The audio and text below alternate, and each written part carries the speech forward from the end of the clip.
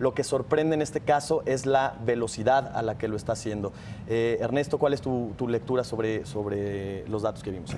Muy bien, bueno, a reserva de lo que diga el doctor Casillas, me parece que el dato es sorpresivo, un poquito más negativo de lo que el mercado estaba previendo, pero básicamente creo que se debe a que el dato de junio, es mi impresión, viene mucho más bajo de lo que muchos estamos estimando.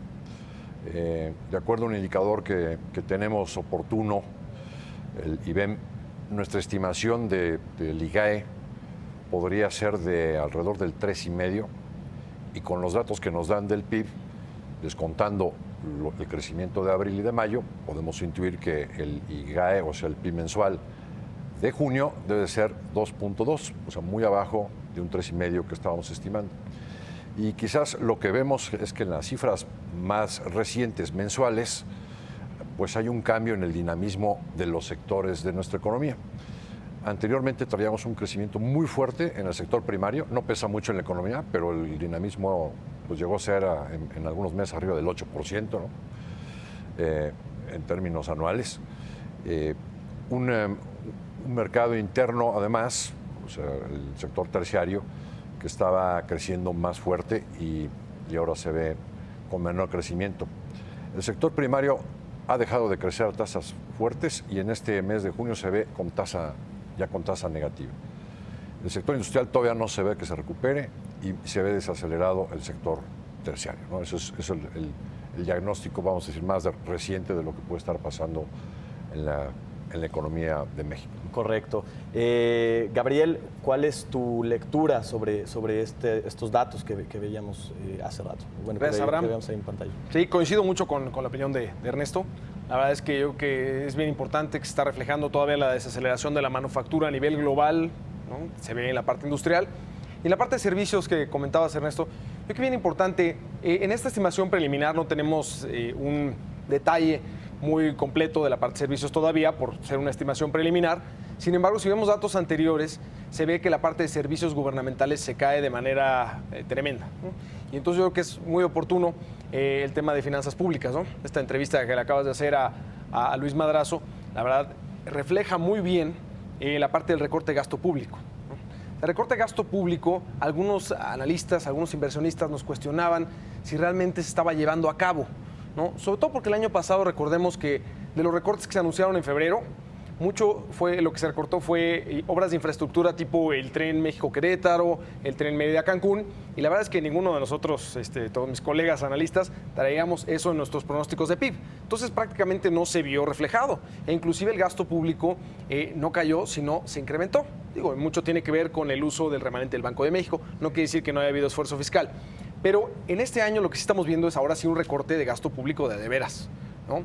Si vemos, por ejemplo, la cifra de la parte del PIB del primer trimestre, ya estamos viendo que la parte de inversión pública se estaba cayendo casi a 14% anual, ¿no? Y ahorita con los datos de gasto público sí hemos visto una caída importante. Entonces, este recorte de gasto público que está teniendo incidencia en el PIB de manera significativa, que se junta con el tema de la desaceleración manufacturera, yo creo que son los dos temas que, uno, ya hicieron que el PIB fuera menor a lo esperado desde el punto de vista trimestral, y que hacia adelante pues va a seguir teniendo incidencia en todo el resto del año.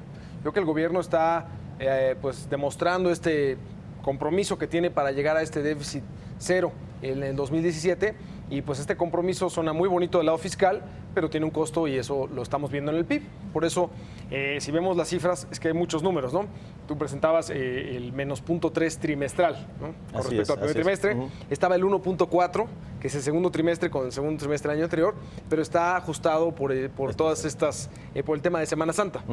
Si vemos el dato ya sin ningún ajuste, fue 2.4%. Entonces, si el primer trimestre creció sin ningún ajuste, 2.6 anual, el segundo 2.4, pues estamos viendo que creció 2.5.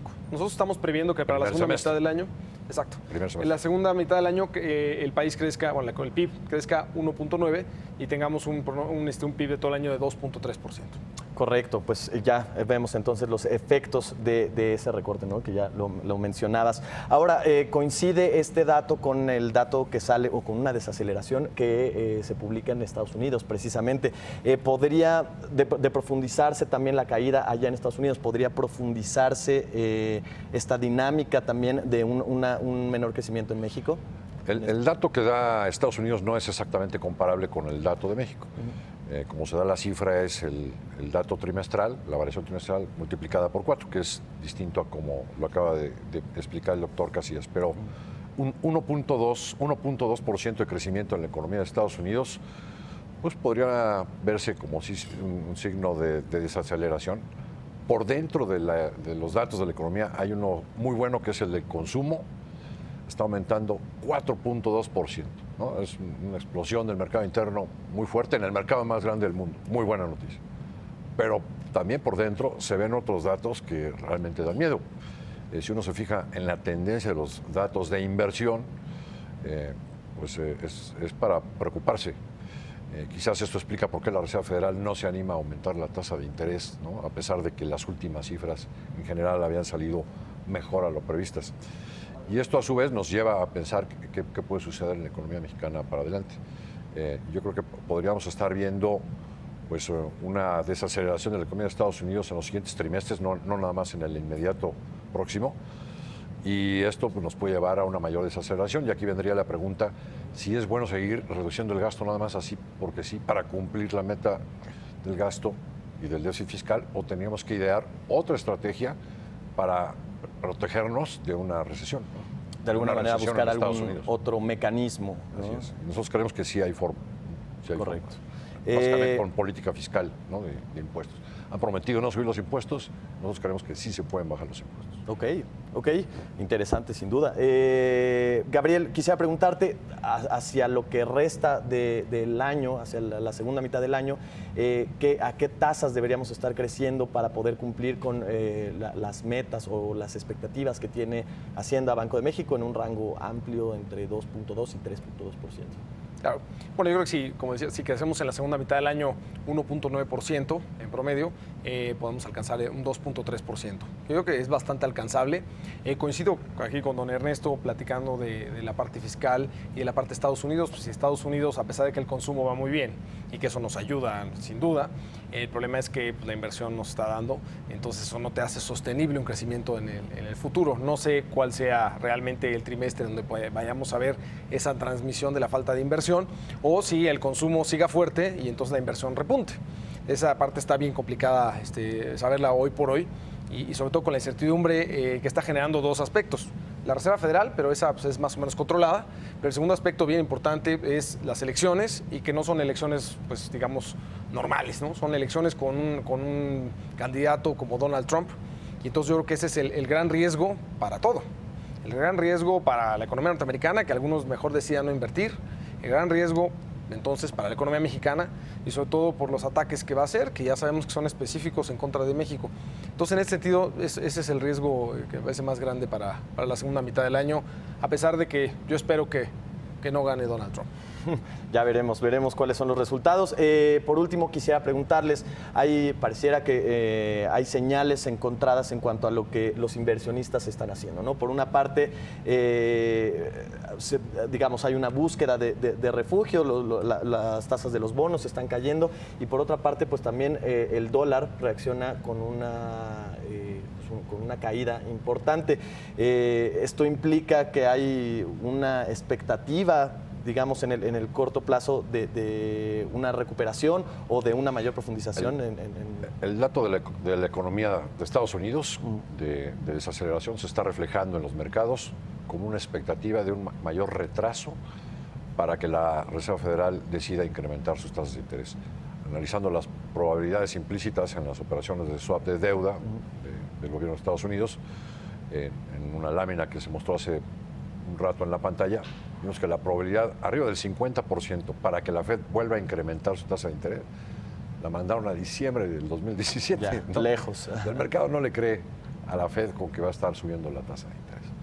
Eso es lo que está reflejando este dato de desaceleración. Claro. Gabriel, ¿cuál es tu análisis sobre estas señales que vemos en el mercado?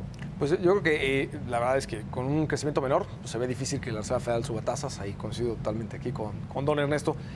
Sin embargo, sí veo yo dos aspectos importantes. Uno, el tema en que al final del día la forma en cómo hace el ajuste estacional, el US Census, ¿no?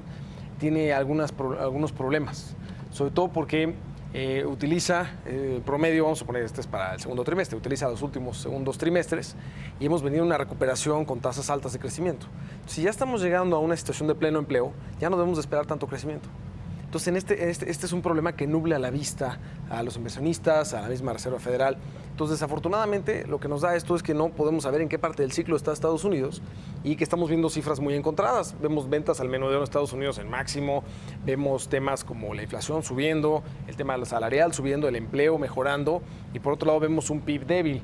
Entonces, en este sentido, yo creo que va a ser muy relevante estar viendo no nada más el PIB, sino las demás cifras, la que tú comentabas hace rato, ¿no? Que la semana que entra tendremos el reporte de empleo de Estados Unidos y eso nos dará mucho más luz sobre qué podría hacer la Reserva Federal. Nosotros seguimos pensando que todavía hay una gran posibilidad de que la Reserva Federal, antes de que termine el año, haga al menos un alza de tasas de 25 puntos base, probablemente en diciembre. Algún ajuste, muy bien. Pues les agradezco muchísimo su presencia en este espacio. Ahora, nos veremos pronto en un futuro por acá. Muchas Muchísimas gracias. Un gusto, don Ernesto.